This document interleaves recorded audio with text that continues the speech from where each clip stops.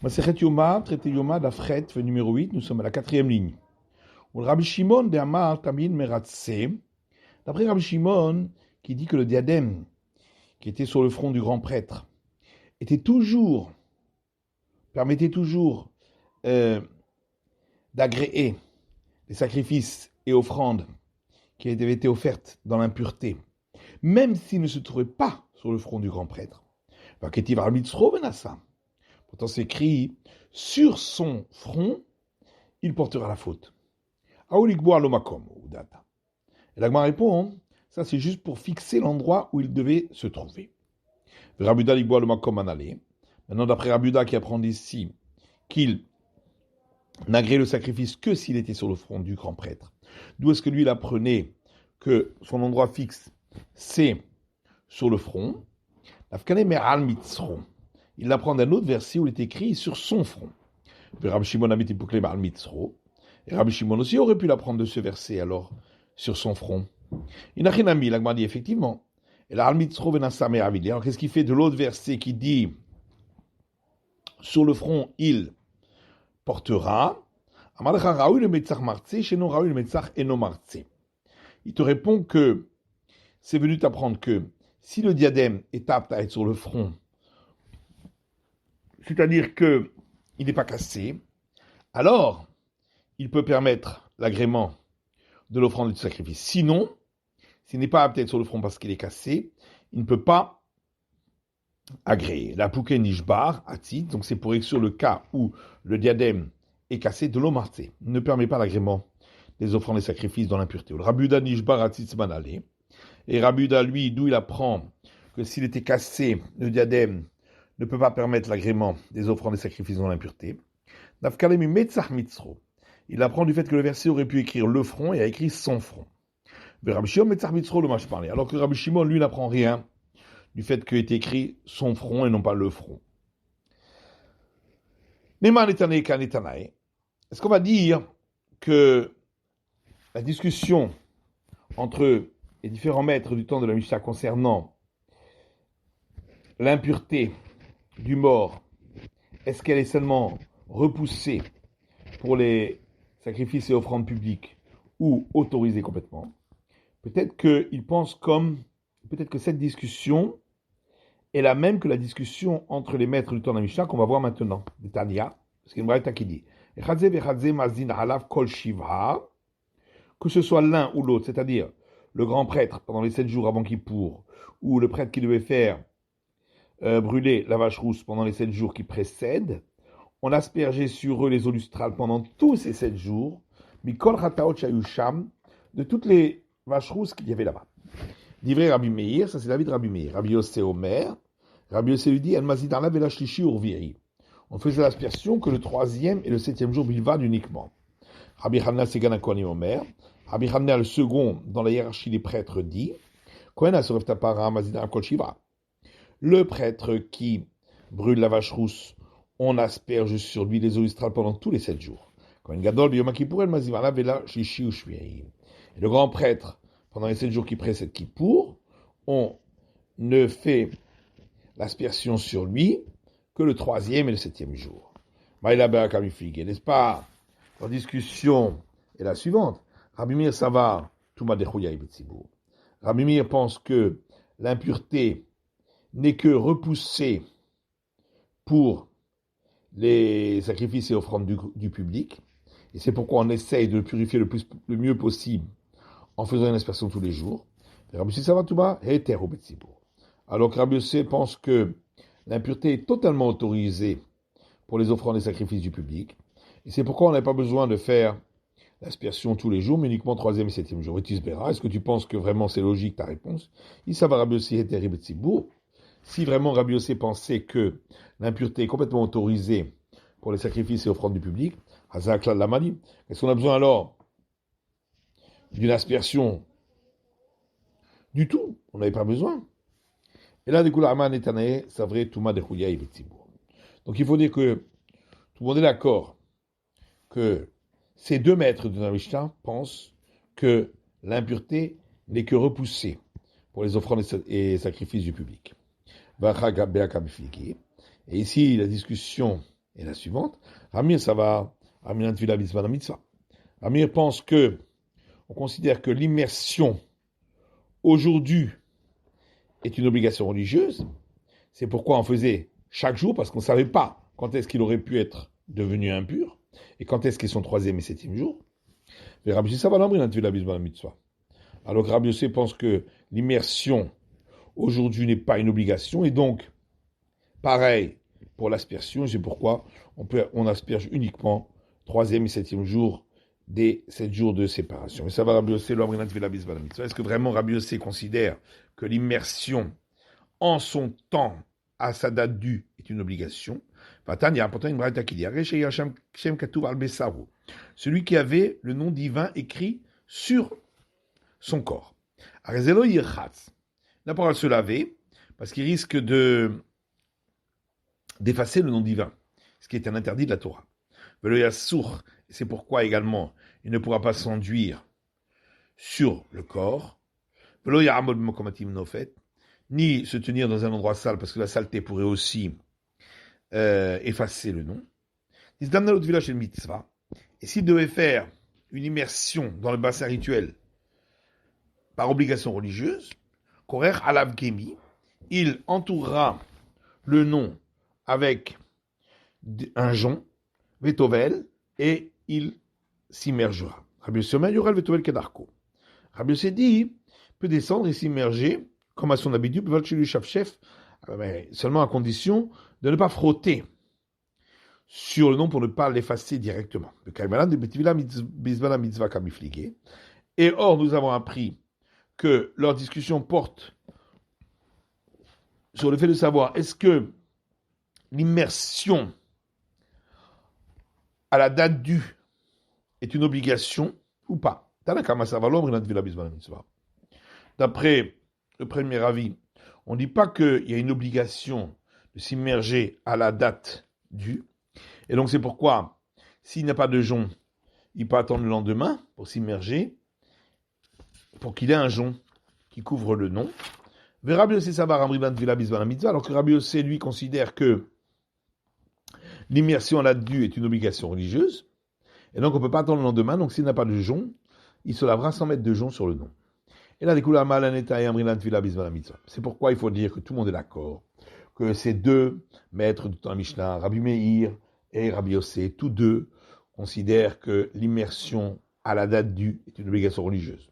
Et ici, la discussion est la suivante. Rabbi Meir considère que dans le verset, il y a une juxtaposition entre l'aspersion avec les eaux lustrales et l'immersion. Et donc, de la même manière que l'immersion doit être faite à la date due, pareil pour l'aspersion. Alors que d'après Rabbi Yossi, il n'y a pas de juxtaposition à faire entre l'aspersion et l'immersion. Et donc, l'aspersion peut se faire même si ce n'est pas la date due. Mais Rabbi Hanna, c'est égal à Kohanim. Maintenant, Rabbi Hanna, le second dans la hiérarchie des prêtres. Si lui considère qu'on fait une juxtaposition entre l'aspersion et l'immersion, à ce moment-là même, le prêtre, pendant les 7 jours qui précèdent Kippour aussi, on devrait lui faire l'aspersion tous les jours, puisqu'on ne sait pas quel jour est la date due.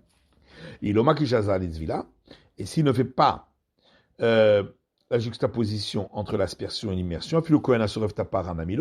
à ce moment-là même, le prêtre qui devait brûler la vache rousse non plus, on n'aurait pas besoin de lui asperger tous les jours, mais seulement 3e et 7e jour. Léolam Lobakish. Alors Agma répond, effectivement, lui il ne fait pas cette juxtaposition. Le Kohen Asorev Tapara Ma'ala Be'alma.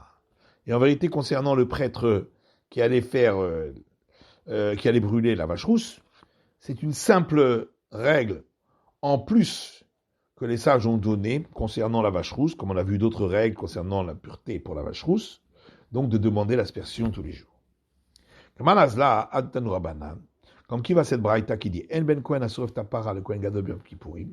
La seule différence entre le prêtre qui devait se séparer donc 7 jours avant de brûler la vache rousse et le grand prêtre qui devait se séparer 7 jours avant le jour de Kippour, et là chez Eprishato Ligdusha, c'est que pour l'un, le grand prêtre avant Kippour, c'était pour acquérir une sainteté et une proximité du divin avant le jour saint.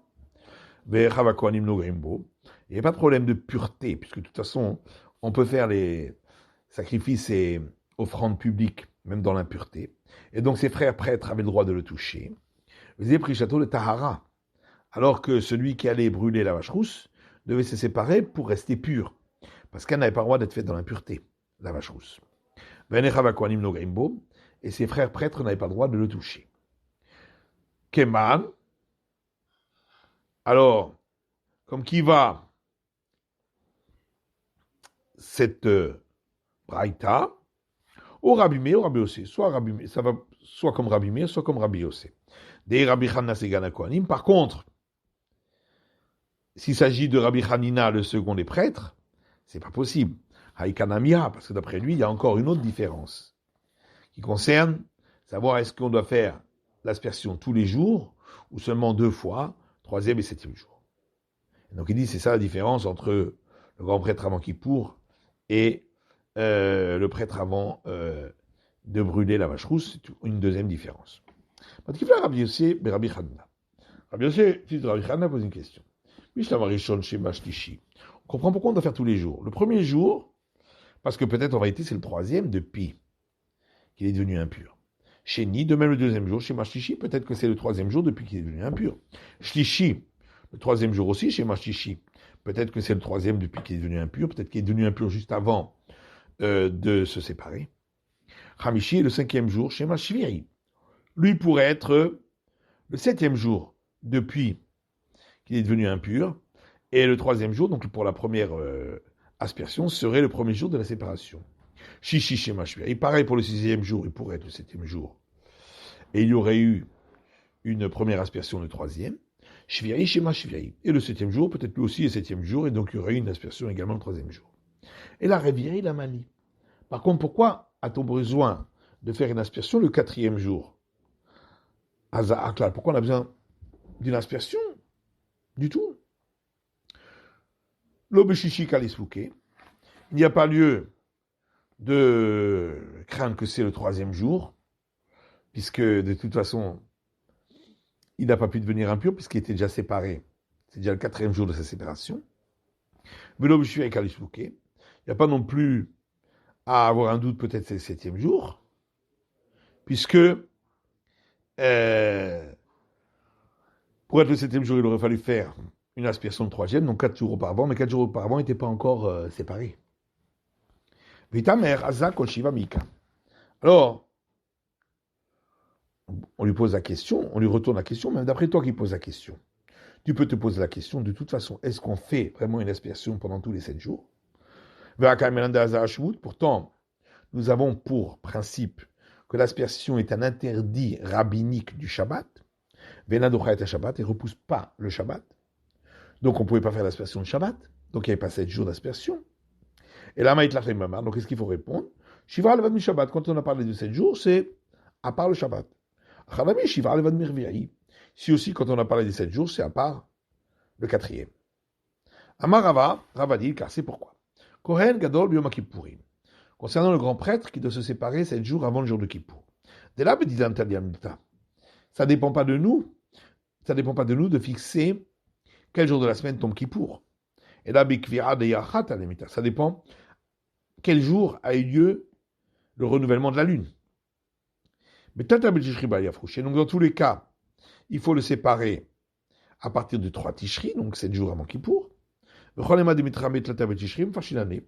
que soit le jour de la semaine où tombera le 3 Tishri, on le séparera. Aval Kohen Asuref Tapara. Par contre, pour ce qui est du prêtre qui va brûler la vache rousse, des Bedidan Talamitala, ça dépend de nous de fixer quand est-ce qu'on va la brûler. Le Fashin la Libervirim Shabbat. C'est pourquoi on choisit de le séparer à partir de mercredi,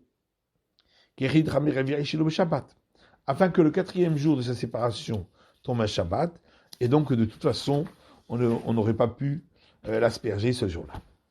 Le Yishkat Paredrin Vechoulé, la Mishnah disait que le grand prêtre, 7 jours avant Kippour, on le séparait et on le faisait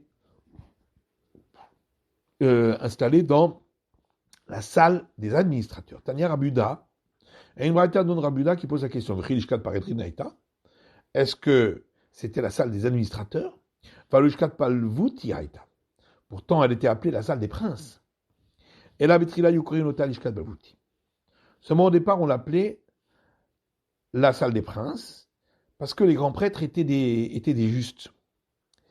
Et c'est pourquoi ils étaient appelés des princes.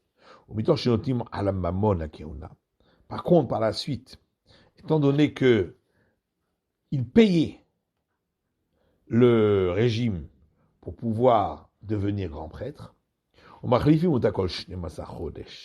c'est pourquoi tous les 12 mois, il y en avait un nouveau parce qu'il mourait quand il entrait dans le Saint des Saints, parce qu'il n'était pas suffisamment juste. Et donc, on remplaçait tous les 12 mois cette salle, qui est exactement comme les administrateurs du régime qui sont remplacés tous les 12 mois. C'est pourquoi elle était appelée la salle des administrateurs. C'est la fin de l'étude de la feuille numéro 8 du DAF Chet.